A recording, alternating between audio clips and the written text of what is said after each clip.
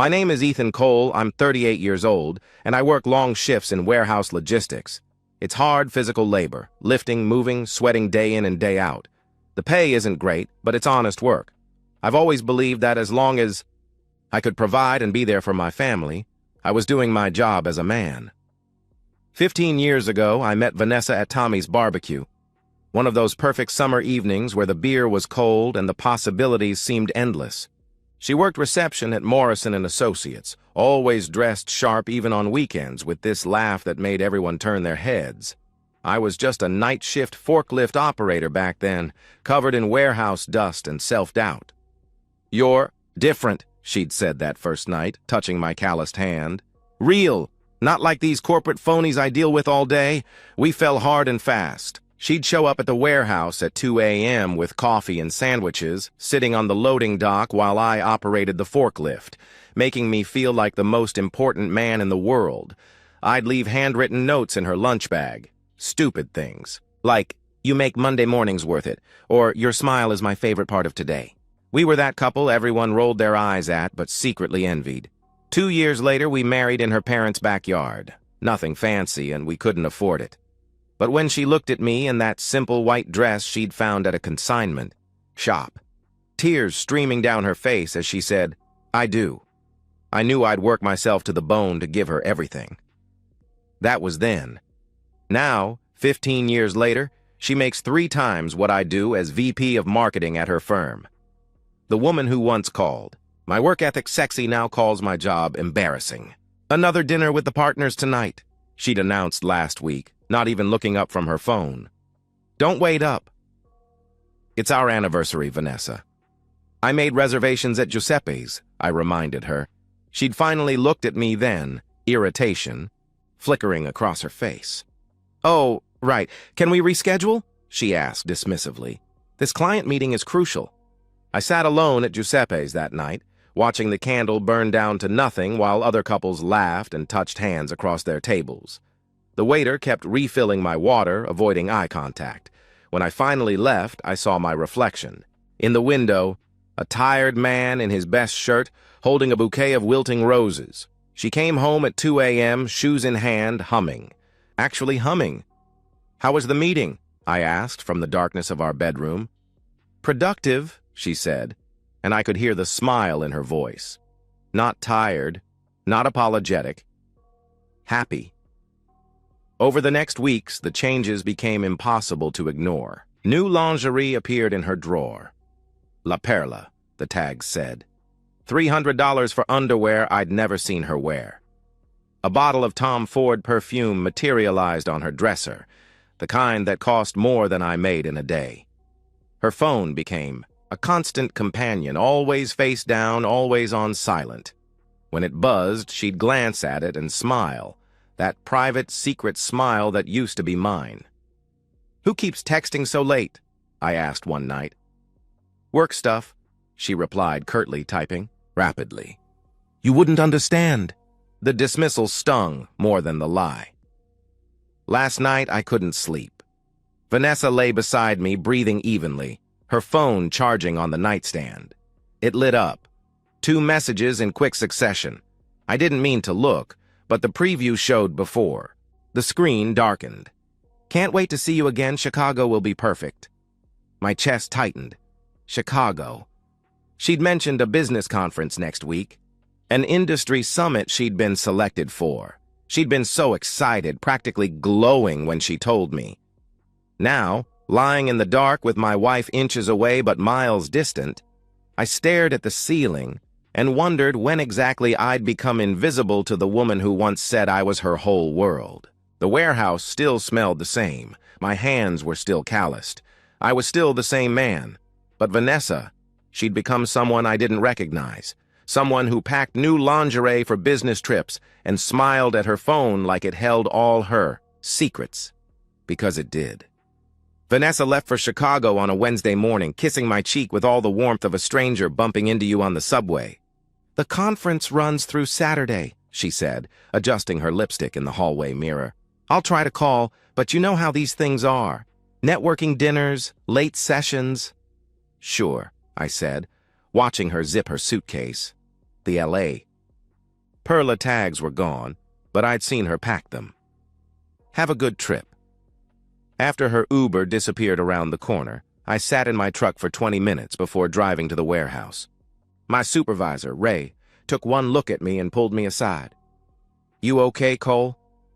"Looking rough," he observed. "Need a few days," I said. "Personal matters." Ray didn't question it. 15 years of perfect attendance bought you some leeway. By noon, I was sitting across from Sean Porter in a diner off Route 9 just outside Newark. The private investigator came recommended by my buddy Jake, whose brother had used him during his divorce. Sean was younger than I expected, maybe early 40s, with the kind of quiet intensity that made you believe he'd been a cop. 20 years on the force, he confirmed, sliding his credentials across the table. Mostly homicide, but the cheating spouse business pays better and nobody shoots at me anymore. I showed him everything. Vanessa's Chicago conference that I'd researched online and couldn't find any trace of. The new clothes and perfume. The photo of Vanessa from our wedding album. "You sure you want to know?" Sean asked, studying me. "Sometimes ignorance really is—" "I'm sure," I interrupted firmly. He named his rate.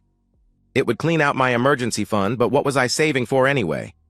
The future I'd planned with Vanessa was already dead. I just needed proof of the funeral." Sean flew to Chicago that afternoon. By evening, he called.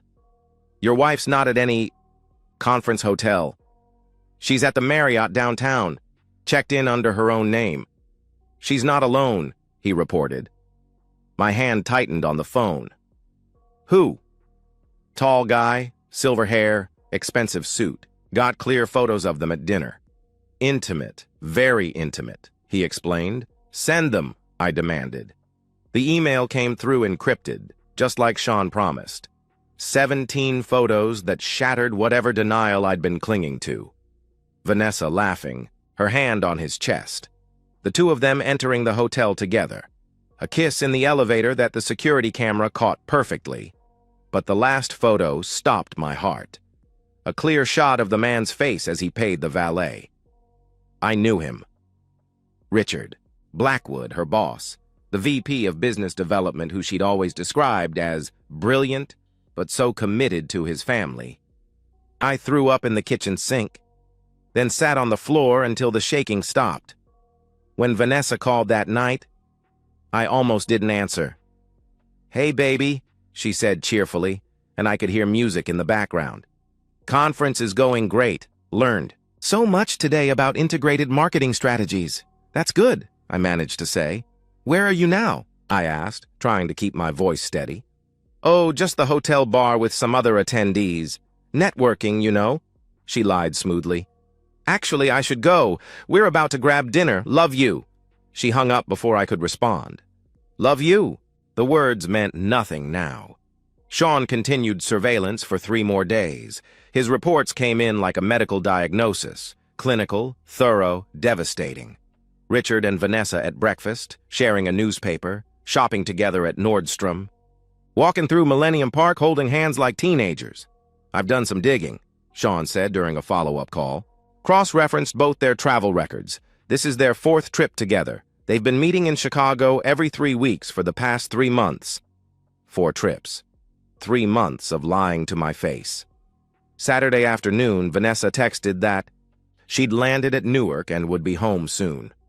I deleted Sean's emails, cleared my browser history, and went through the motions of normalcy. When she walked through the door, I was watching TV like any other evening. "Miss me?" she asked, dropping her bags. "Always," I lied in return. She showered while I unpacked her suitcase, finding the conference badge she'd somehow acquired. Probably printed at a FedEx office. Such elaborate deception. Such careful planning. That night she told me stories about presentations that never happened, colleagues she never met, dinners she hadn't attended. The ease of her lies was almost artistic. If I hadn't seen the photos, I would have believed every word. Richard was there too, she mentioned casually. His wife must hate how much he travels. I studied her face. Nothing. No tell, no guilt, no hesitation. Yeah, I agreed. She must. After she fell asleep, I sat in the garage with Sean's final report. Richard Blackwood, married 18 years to Claire. 2 daughters, Emma and Sophie. House in Westchester. The LinkedIn family photo showed a beautiful woman with kind eyes and 2 teenage girls with their father's smile. My phone screen glowed in the darkness as I stared at Claire Blackwood's profile. Pediatric nurse at Mount Sinai. Mother. Wife of a cheating bastard who was f***ing my wife. She deserved to know. We both did. I rewrote the LinkedIn message 9 times before sending it. Mrs. Blackwood, I believe we need to talk about our spouse's recent business trips together. I have evidence you should see. Ethan Cole 3. Hours later, she responded, tomorrow, 2 p.m., Gramercy Coffee on 42nd. I'll be wearing a blue scarf. I called in sick again and drove into Manhattan, arriving 30 minutes early. The coffee shop was one of those quiet places professionals used for difficult conversations. Muted colors, soft jazz, tables spaced for privacy. Claire Blackwood walked in exactly at 2 p.m., and I understood immediately why Richard was an idiot. She moved with the quiet confidence of someone who'd seen enough of life's harsh realities to stop being surprised by them. The blue scarf was silk, probably a gift from the husband she still trusted. Mr. Cole, she said, sitting across from me. Her voice was steady, but her hands trembled slightly as she removed her gloves. I have 30 minutes before I need to be back at the hospital. I pushed the manila envelope across the table. I'm sorry. She opened it slowly, like a radiologist reviewing fatal scans. Each photo seemed to age her a year. When she reached the one of Richard and Vanessa kissing, she closed her eyes and breathed deeply through her nose. How long? She asked quietly. 3 months. 4 trips to Chicago that we can prove, I answered. Chicago? It wasn't a question. He said they were crucial for the Singapore expansion. There is no Singapore expansion, I told her. Claire laughed. A sharp, bitter sound. Of course there isn't. God, I'm an idiot, she said, shaking her head. Emma's soccer championship 3 weeks ago. He missed it for Chicago. For her. She gestured at Vanessa's photo. She cried in the car afterward, asked if Daddy loved his job more than her. You're not an idiot. We trusted them, I reassured her. She studied me then, really looked at me for the first time. You're the warehouse worker Vanessa complains about. The words stung, but I kept my face neutral. She complains? Richard mentioned it. Said Vanessa felt held back by her husband's lack of ambition, Claire explained, then her expression softened. For what it's worth, he made you sound like a good man, just not good enough for her tastes. Apparently not, I replied dryly. We sat in silence while Claire flipped through the photos again, her analytical mind processing the evidence. I've been covering extra shifts to pay for Emma and Sophie's college tuition while he burns through our savings on hotels, she said quietly. I pulled our credit card statements this morning. $17,000 in the last 3 months. Hotels, restaurants, gifts. Jesus, I breathed. The Marriott alone is $400 a night. 4 trips, 3 nights each. She did the math quickly. That's just the hotel, not counting flights, meals, shopping. They weren't just cheating, they were stealing from their families to fund it. What do you want to do? I asked. Claire's eyes hardened. I want to destroy them. Professionally? Personally, completely, but I need to protect my girls first. Sean, my investigator, he can document everything. Build a case that ensures you get everything in the divorce, I suggested. It's not about money, Mr. Cole. It's about justice. She pulled out her phone, showing me Richard's calendar. He has another Chicago trip in 2 weeks, 3 days, supposedly for the Singapore expansion. Vanessa mentioned a follow-up conference, I confirmed. We looked at each other, understanding passing between us like a secret handshake. We could confront them there, Claire said thoughtfully. Together, with witnesses, evidence, everything, documented. That's exactly what I was thinking, I agreed. Over the next hour, Claire revealed details that completed the picture. Richard had been distant for months, claiming work stress. He'd joined a gym, bought new suits, started using cologne she'd never smelled before. Classic midlife crisis markers she'd ignored because she trusted him. 20 years of marriage, she said. I gave up my career advancement to raise our daughters while he climbed the corporate ladder. Moved 3 times for his job. Hosted every company dinner, smiled at every insufferable golf tournament. You didn't deserve this, I said sincerely. Neither did you. She gathered the photos, sliding them back into the envelope. May I keep these for my lawyer? They're yours. Sean can make more copies, I assured her. We exchanged phone numbers, creating a shared document to track evidence. Claire had access to Richard's emails through their shared family computer. I had Sean's surveillance. Together, we had enough to bury them. Over the following 2 weeks, we met 3 more times. Claire discovered hotel reservations Richard had hidden in a separate email account. I found credit card statements showing jewelry purchases, a $3,000 necklace that appeared around Vanessa's neck the day after her last conference. They think we're stupid, Claire said during our final planning meeting. That's what pisses me off most, the contempt. She was right. Every lie was an insult to our intelligence, every deception a statement that we weren't worth honesty. We both consulted divorce lawyers quietly.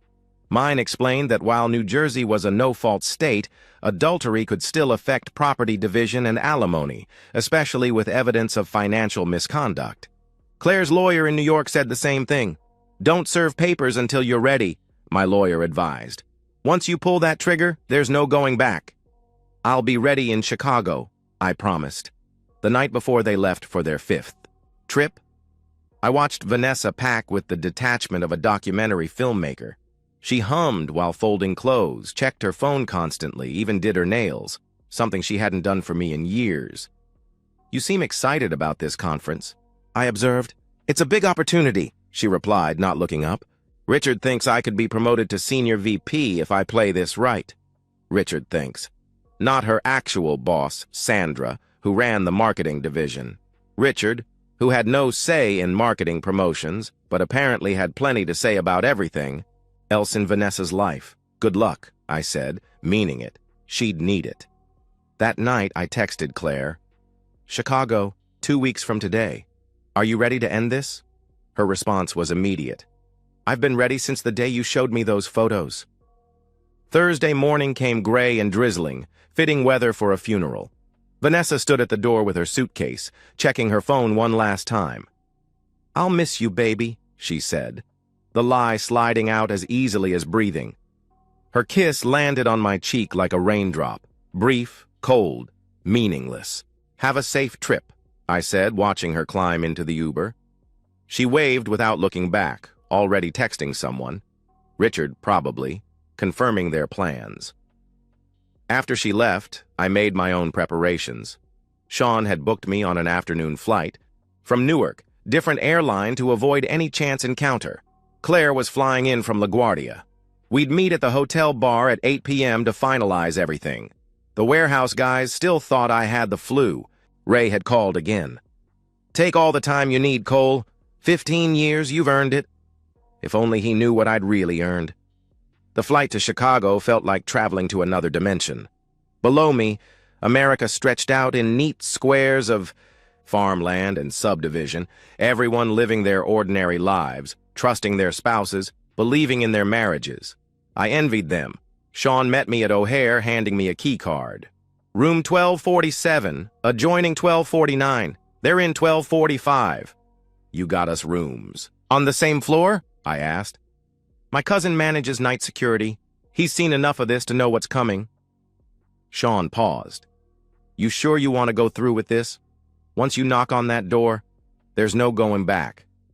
There's already no going back, I replied, firmly. The Marriott lobby was all marble and soft lighting, the kind of place where affairs felt sophisticated instead of sordid.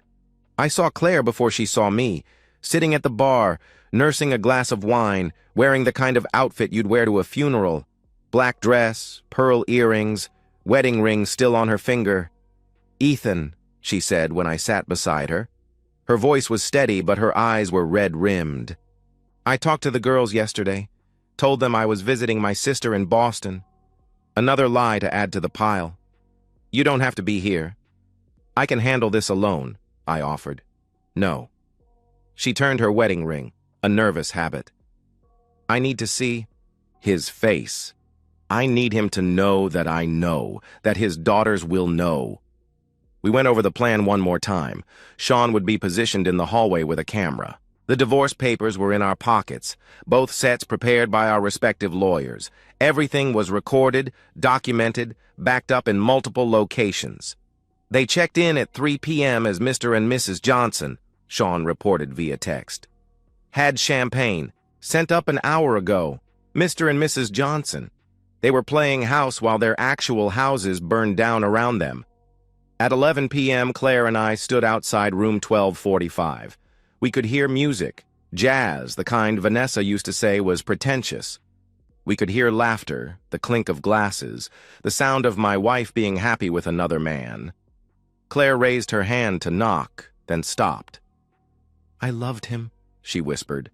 Despite everything, I still love who he used to be. I know, I said, because I did. The Vanessa in that room wasn't the girl who'd brought me coffee at 2 a.m. That girl was dead, had been for longer than I'd wanted to admit. Claire knocked. 3 sharp raps, all business, room service, she called out, her voice artificially bright. Footsteps approached.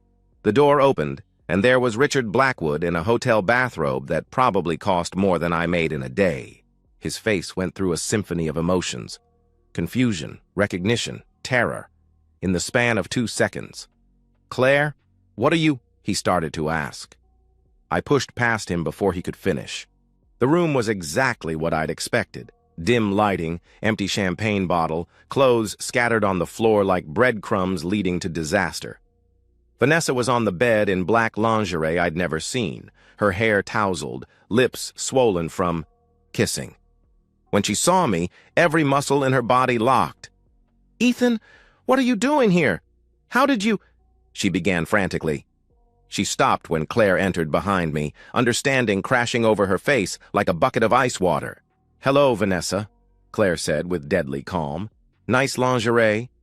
Did my husband buy that with our daughter's college fund?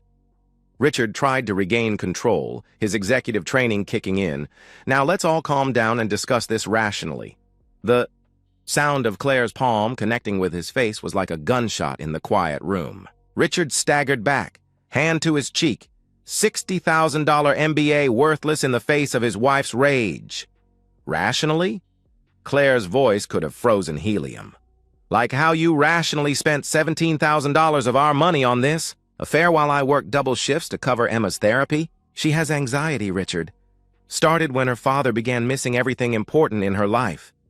Vanessa grabbed a robe, trying to cover herself, trying to find dignity in indignity. Ethan, please. Let's talk about this privately.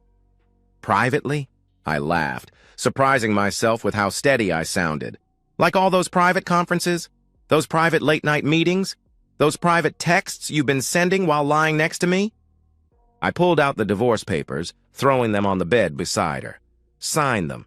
The adultery documentation affects asset division. My lawyer says you'll be lucky to keep your car.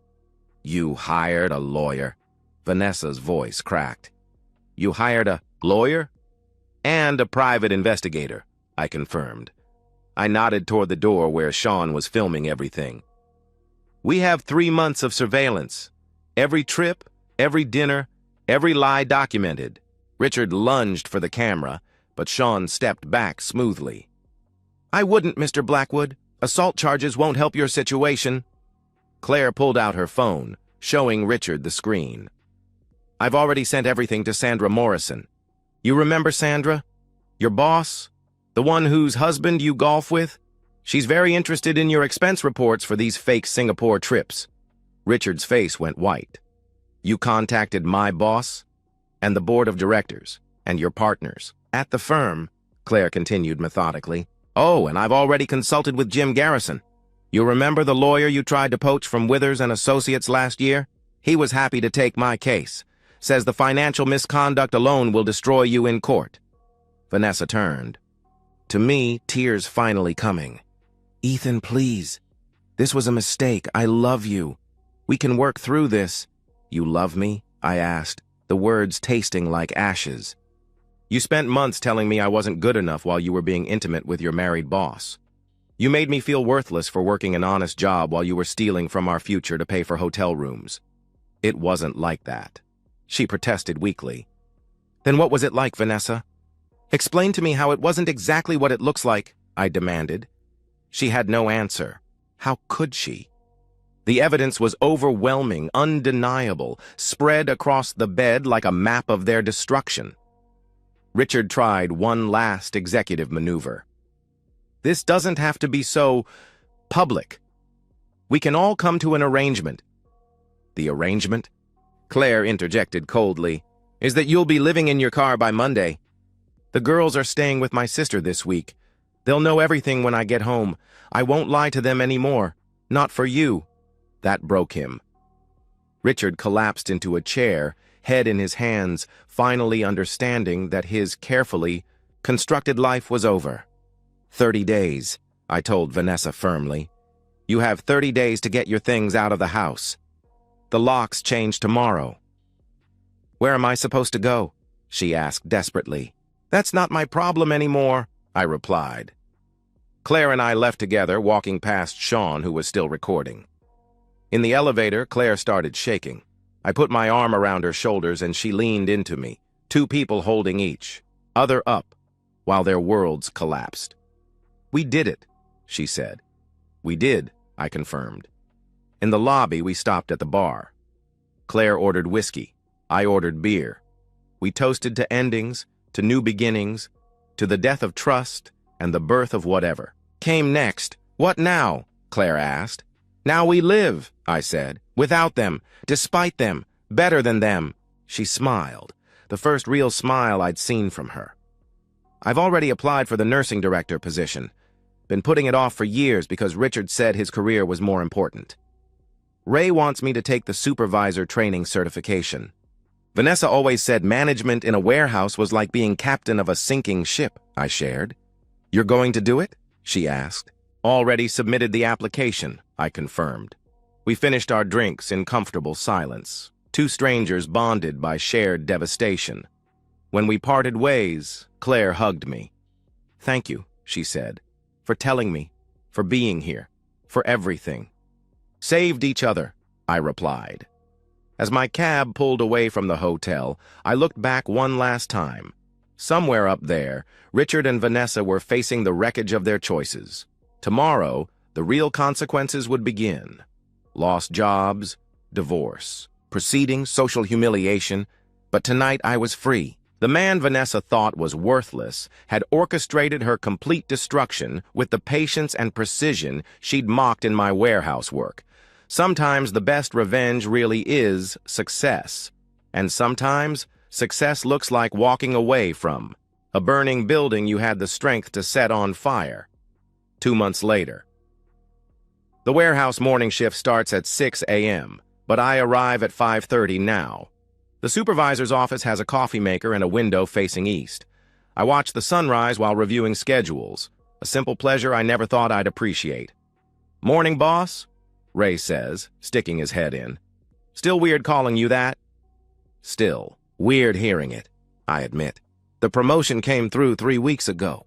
20% raise, better benefits, and most importantly, respect from men who'd worked beside me for 15 years. Vanessa would have hated that I took it, would have called it settling for mediocrity. Vanessa, who now works as a temp at a marketing agency in Queens, making 1/3 of her previous salary. The divorce was finalized last week. New Jersey's equitable distribution laws, combined with the documented adultery and her draining of our joint savings for the affair, left her with very little. The house was mine. I'd made most of the payments anyway. The joint account she'd secretly withdrawn from had to be repaid. Even her car, leased under both names, went to me. She'd texted me once, "I hope you're happy." I didn't respond. My happiness wasn't her concern anymore. Richard Blackwood's fall was more spectacular. Claire had been thorough, forensic accountant. Thorough. The expense report fraud alone got him fired. But when Sandra Morrison learned about the fake Singapore project he'd been using to hide the affair, she made sure every firm in New York knew why he was terminated. Add in Claire's brutal divorce. She got the house, primary custody, and most of the assets, and Richard was finished. Last Sean heard, he was living with his brother in New Jersey working at a car dealership. Karma, Sean had said when he gave me the final report. Though I prefer to think of it as consequences. Claire and I meet for coffee once a month. Not romantic. We both know our connection was forged in crisis, not meant for normal life. But there's comfort in talking. To someone who understands. Emma made varsity soccer, she told me last week. Sophie got into Columbia early admission. That's amazing, I responded. They're doing better. We all are, she reflected, stirring her coffee, still wearing her wedding ring on her right hand. Now. The nursing director position starts next month. $40,000 more than I was making. You deserve it, I said sincerely. We both deserved better than we got, she replied. But maybe we needed to go through hell to appreciate heaven. At lunch, I sit in the warehouse break room with my crew. They still tell the same jokes, complain about the same things, but now, they look to me for solutions. I'm good at it. The logistics, the planning, the patience to see complex problems through to resolution. Skills that Vanessa never valued, but that saved me in the end. My phone buzzes, a text from my sister. Dinner. Sunday, Julie's making her famous lasagna. I'll be there. I type back. Life has gotten smaller but somehow fuller. Sunday dinners with family, poker nights with the guys. Morning runs through the neighborhood where I wave to people who know my name, not my drama. The simplicity Vanessa called boring now feels like peace. Sometimes I drive past our old favorite restaurant, the Italian place where we'd celebrated promotions, birthdays, anniversaries before they became burdens. It's closed now, replaced by a trendy fusion place neither of us would have liked. Fitting, somehow. The investigator's final bill sits in my desk drawer, stamped, paid in full. $3,700 to destroy 2 lives and save 2 others. Money well spent, though I'll never need his services again. Trust, once broken, that completely doesn't grow back. It's replaced by something else. Not cynicism exactly, but a clear-eyed understanding of what people are capable of. Cole, someone calls from the loading dock. Truck's here. I head out to supervise the unloading, clipboard in hand, doing the work Vanessa thought was beneath ambition. But there's honor in honest work, dignity in showing up every day and doing what needs to be done. The packages move from truck to warehouse to their destinations, every step tracked, every process followed. Order from chaos, truth from lies. My phone rings. Unknown number. Ethan? The voice is familiar but wrong. Vanessa's mother. I'm calling. About Vanessa. She's not doing well. I'm sorry to hear that, I respond neutrally. A pause. She's staying with us. Lost her apartment. The temp agency let her go. I'm sorry, I repeat, meaning it this time, but not enough to change anything. But that's not my problem anymore. You loved each other once, she pleads. We did. And then she chose to love someone else. While lying to my face. While spending our money. While destroying everything we built, I explain calmly. People make mistakes, Ethan, she argues, and people face consequences, Martha. Give her my regards, I reply before hanging up. I hang up, feeling nothing. Not satisfaction, not regret, just nothing. The opposite of love isn't hate, it's indifference. And I've earned my indifference through 3 months of surveillance. Photos and 3 months of lies. The afternoon shift arrives, and I hand over the dock to the night supervisor. Home by 4 p.m. now instead of midnight. Time for dinner, for reading, for the life I'd postponed while working to support Vanessa's ambitions. The house is quiet when I enter. No false cheerfulness, no secret texting, no tension crackling through. The air. Just quiet. I make dinner, nothing fancy, just pasta and sauce. and eat while watching the news. Simple, peaceful. Mine. Before bed, I check my email. Claire has sent a photo, her and her daughters at Emma's soccer game. All three, smiling. Real smiles, not the posed ones from Richard's LinkedIn profile. Living well is the best revenge, she's written, but it's not revenge anymore. Revenge was that night in Chicago, watching their faces crumble as their lies collapsed. This quiet life, this honest work, this peace, this is just living. And for the first time in years, I'm good at it. They thought my job made me less of a man. But in the end, it was my job that taught me everything I needed to survive them both. Patience to wait for the truth, precision to document every lie, persistence to see it through to the end. Sometimes the best revenge is simply being exactly who you've always been, while watching your enemies become everything they despised about themselves. Vanessa's working temp jobs, if she's working at all. Richard's selling used cars in Jersey. And me? I'm supervising the morning shift at a warehouse in Newark. Coming home to a house I own. Sleeping soundly in a bed without secrets. I won. Not because they lost, but because I remained myself when they tried to convince me I wasn't enough. So, man I used to be and the man I am now, they're the same person. I just needed to lose everything false to remember what was true. And that's the real revenge. Knowing that while they destroyed themselves trying to be more than they were, I succeeded by being exactly what I'd always been, a good man, an honest worker. Enough. And that's the end of today's story. If you enjoyed it, please give this video a thumbs up and drop a comment below. Your support helps the algorithm push my content further. If you're new to the channel, don't forget to hit that subscribe button. It really helps me keep creating more stories for you. Thanks for watching, and I'll see you in the next one.